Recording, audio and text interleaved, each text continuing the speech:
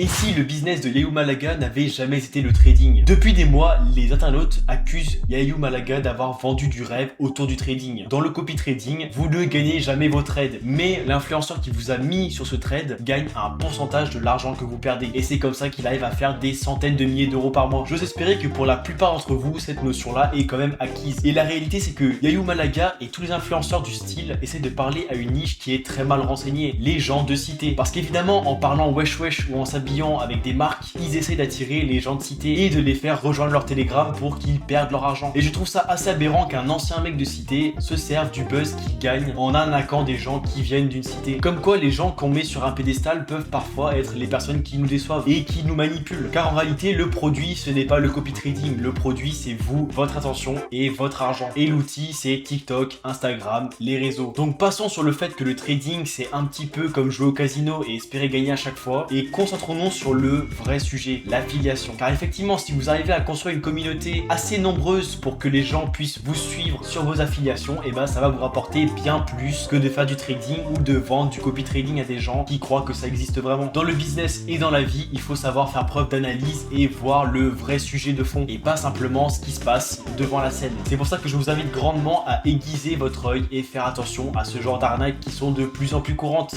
et très documentées ces temps-ci. Car évidemment, il n'y a pas que les naïfs qui se font avoir, il y a aussi les professionnels qui peuvent très bien tomber dans le panneau quand la patte du gain est trop gros. Donc faites gaffe et restez safe sur internet.